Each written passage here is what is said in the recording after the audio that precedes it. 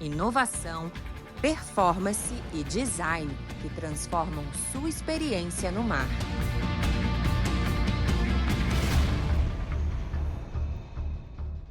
E direto de Portugal para o Blue Nautical Hub Brasil, o especialista em economia do mar, Miguel Marques. Seja muito bem-vindo. A gente acabou de assistir a palestra dele. Negócios, futuro e inovação. Nautical Hub Brasil, o encontro da transformação. Miguel, parabéns. Que show. Eu vi tanta gente abrir um sorriso quando você mostrou os vídeos, quando começou a cair as fichas. A gente chama de cair a ficha quando faz muito sentido. E por que a gente nunca pensou nisso? Que lindos exemplos de Barcelona. Quando você disse, será que pode existir mais náutica em quem já vive da náutica? Conta pra gente um pouquinho sobre isso. Michel, muito obrigado pelo convite. É um prazer estar aqui em Floripa e no mundo náutico, falando sobre uma coisa que muita gente gosta, adora e por vezes não tem acesso, que é o mar. Então a minha fala foi essencialmente como vamos democratizar o acesso ao mar. Isso começa na educação, nas escolas. Trouxe o exemplo de Viana do Castelo e outros exemplos no mundo, como é a vida em Barcelona, num porto em que não se nota a transição entre a cidade e o porto, onde muita coisa acontece sem confusão e com muita segurança. São ideias que podem ser úteis para a Floripa, mas acima de tudo, parabenizar a vocês, porque estão crescendo muito no azul, estão crescendo muito no mar, e se calhar é agora que podemos dar um salto transformacional de uma indústria que quer vender embarcações, quer prestar serviço, mas uma indústria que cria a identidade de Floripa. E mais um evento, mais uma realidade de Floripa que cria a sua própria identidade e o lugar no mundo que Floripa bem merece. Miguel, se a gente pensar agora em Brasil, na tua visão, né? Não só Florianópolis, mas Brasil. Qual é a tua visão? Assim, a gente ainda está engatinhando na economia do mar. Em que momento que para vocês a gente se encontra? Sim, o Brasil nos últimos 10 anos cresceu muito na economia do mar. De todo modo, como estava numa base que não era paritária com os países mais desenvolvidos, ainda não é o número 1 da economia do mar no mundo. Mas se continuar a este ritmo, eu acho que na próxima década vai se juntar ao pelotão da frente. Temos que fazer esse esforço e contem com as experiências dos outros países não para fazer igual, mas acima de tudo para inspirar e criar a vossa própria náutica de recreio, que tem sido assim ao longo do tempo. Ou seja, também parabenizar os pioneiros. Na sala estava cheia, repleta de líderes da náutica de recreio, de forma verticalizada, construtor, prestador de serviços, usuário, turista, e dar os parabéns porque trouxeram o Brasil a este patamar. E estava aqui todo o Brasil, desde lá do Nordeste, aqui até ao Sul, Sudeste do Brasil. Tá, mas me diz uma coisa, qual é o segredo? O que falta para que a gente, o Brasil, Floripa e o Hub Brasil tá em Floripa, mas o que falta para a gente chegar, por exemplo, ao que você mostrou como exemplo de Barcelona?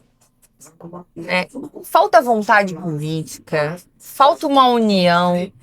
Por que eu tô te falando isso? Porque, por exemplo, em Floripa, tudo que a gente lutou, que foi um transporte marítimo, né? Nós estamos numa ilha, mas nós temos na Grande Florianópolis pessoas que vêm trabalhar dentro da ilha, e nós temos ainda uma costa com via gastronômicas, que a gente podia explorar muito bem com o transporte marítimo, mas para eles, para o gestor público, não é viável. Ele diz que a conta não fecha. Então, percebe a diferença, a distorção de olhares?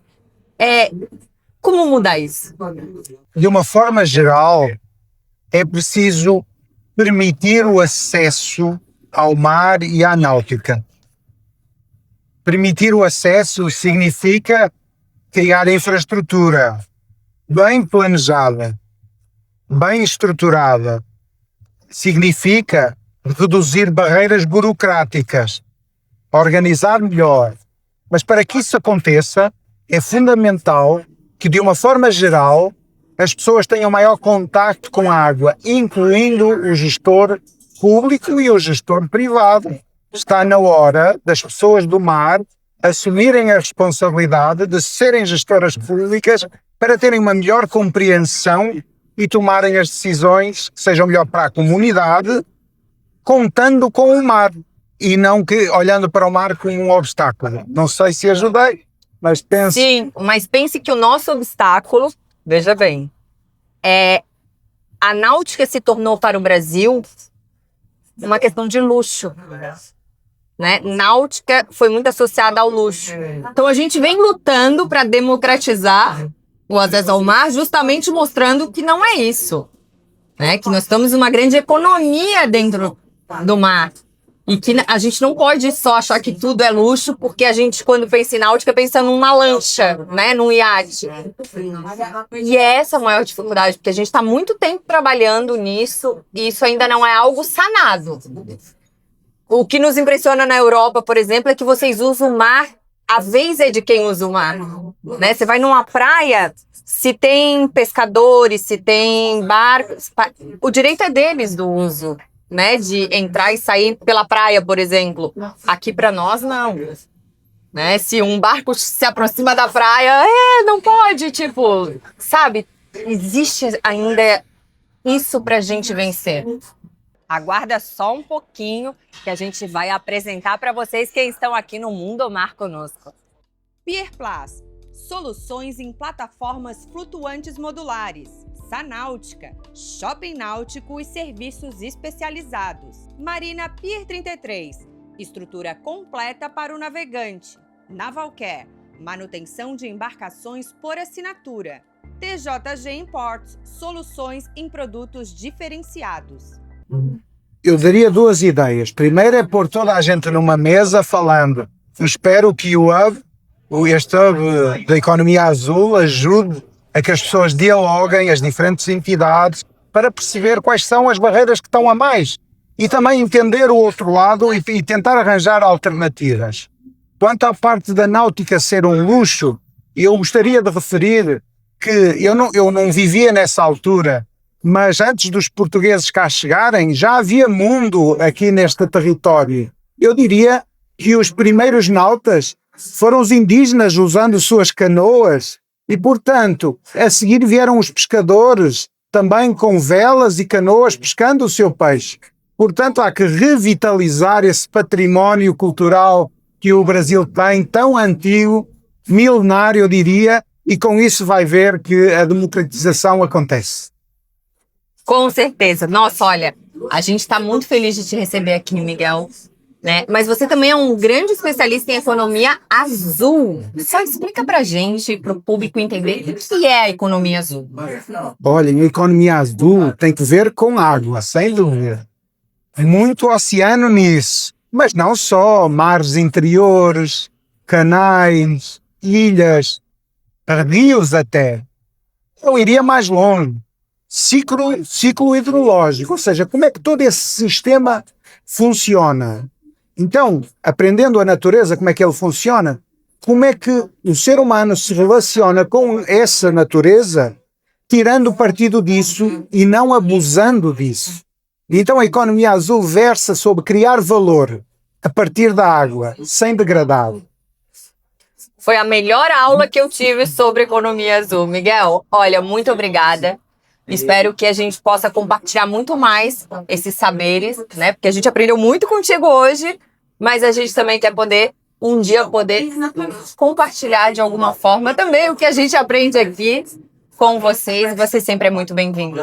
Muito obrigado pela forma como sempre me disseram. Obrigada, querida. Scheffer Yachts apresentou Mundo Mar, com oferecimento Pierplus, soluções em plataformas flutuantes modulares, Sanáutica, shopping náutico e serviços especializados. Marina Pier 33, estrutura completa para o navegante. Navalcare, manutenção de embarcações por assinatura. TJG Imports, soluções em produtos diferenciados.